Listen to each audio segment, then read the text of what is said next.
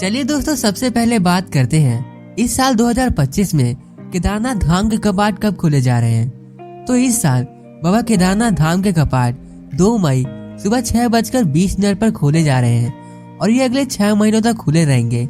इसके बीच आप कभी भी यहाँ आकर बाबा जी के दर्शन कर सकते हैं। चलिए इसी के साथ बात करते हैं कि केदारनाथ यात्रा करने का बेस्ट टाइम क्या होता है।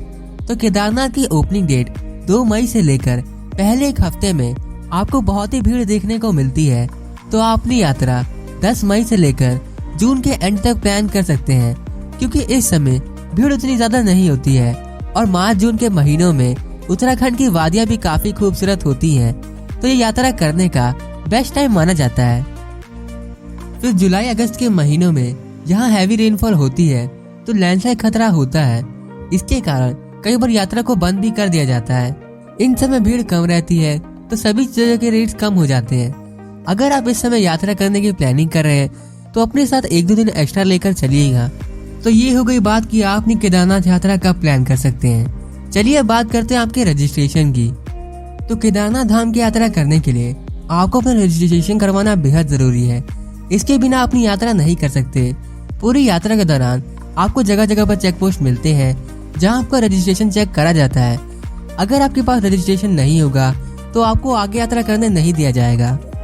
रजिस्ट्रेशन बिल्कुल फ्री ऑफ कॉस्ट होता है और इसे आप ऑनलाइन और ऑफलाइन दोनों तरीकों से करवा सकते हैं।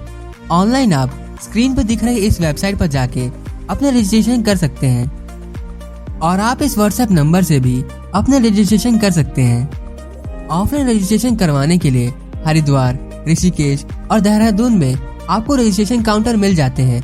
ये रजिस्ट्रेशन काउंटर रेलवे स्टेशन और बस स्टैंड के पास में ही होते हैं। दोस्तों, मैं आपको कहूँगा कि आप अपना रजिस्ट्रेशन ऑनलाइन ही करवा लें, क्योंकि यात्रा के शुरुआती दिनों में काउंटर बहुत लंबी लंबी लाइनें लगती हैं। 2024 में यात्रा के समय लोगों को 24 घंटे भी लाइन में लगना पड़ा था, केवल और केवल अपना रजिस्ट्रेशन करवाने के लिए। तो आपको किसी तरह की परेशानी ना हो, इसलिए अच्छा यही होगा कि आप अपना ऑनलाइन ही रजिस्ट्रेशन करवा लें। चलिए दोस्तों, अब बात करते हैं कि आपको अपनी केदारनाथ यात्रा कैसे करनी है। तो आपकी केदारनाथ यात्रा हरिद्वार, ऋषिकेश और देहरादून से शुरू हो जाती है। ज्यादातर भक्त अपनी यात्रा हरिद्वार से शुरू करते हैं। भारत के हर एक बड़े शहर से आपको हरिद्वार के लिए ट्रेन मिल जाती है। वहीं अगर आप बाय फ्लाइट आना चाहते हैं तो केदारनाथ का नियरेस्ट एयरपोर्ट देहरादून में है, जिसका नाम जॉली ग्रैंड एयरपोर्ट है। हरिद्वार रेलवे स्टेशन से आपको बस पकड़कर सोनप्रयाग तक आना रहता है। हरिद्वार से सोनप्रयाग की दूरी 240 किलोमीटर होती है। हरिद्वार रेलवे स्टेशन के ठीक सामने गवर्नमेंट बस स्टैंड बना हुआ है, जहां से सोनप्रयाग के लिए अर्ली मॉर्निंग सुबह 4 बजे से बस चलना शुरू हो जाती है। बस की टिकट की कॉस्ट 800 से 900 रुपए होती है। ये कॉस्ट भीड़ पर डिपेंड करती है। भीड़ ज्यादा होने पर आपको प्राइसेस ज्यादा देखने को मिल सकते हैं, वहीं भीड़ कम होने पर आपको टिकट सस्ते में मिल सकती है। हरिद्वार से सोनप्रयाग बस से पहुंचने में आपको शाम हो जाएगी, तो आपका पहला नाइट स्टे सोनप्रयाग में ही होगा।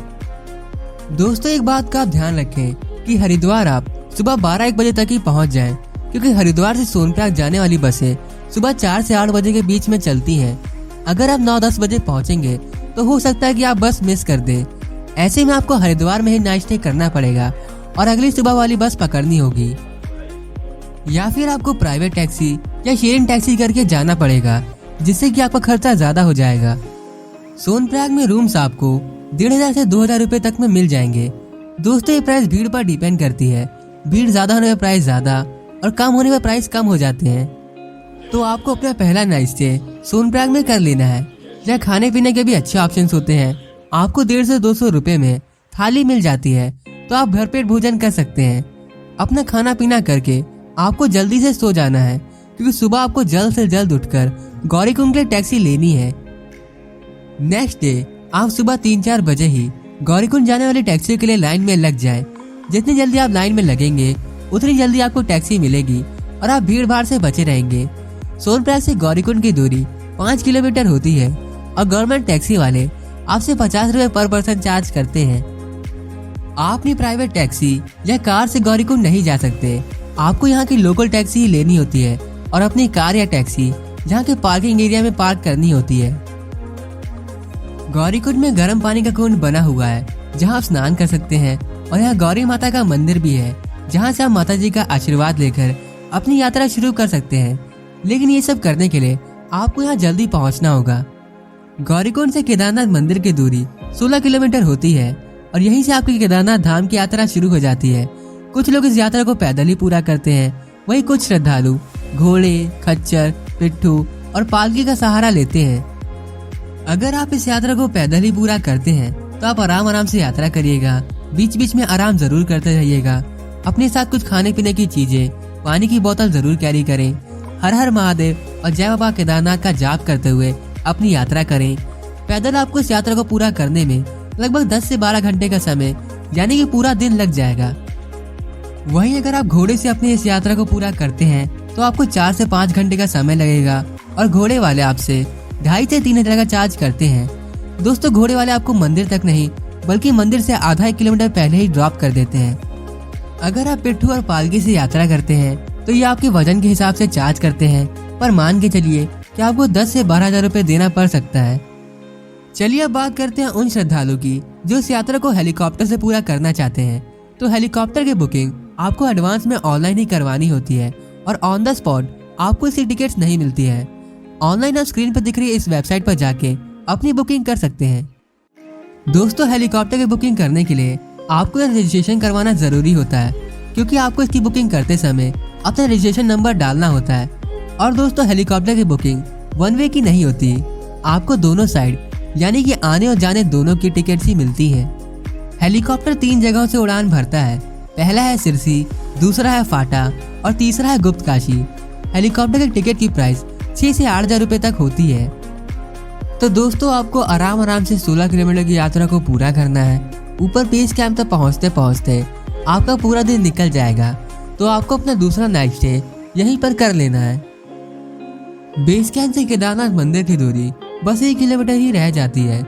आप ऊपर केदारनाथ मंदिर के पास भी अपना नाइट स्टे कर सकते हैं, पर यहाँ पर आपको टेंट्स और रूम थोड़े कॉस्टली मिलते हैं।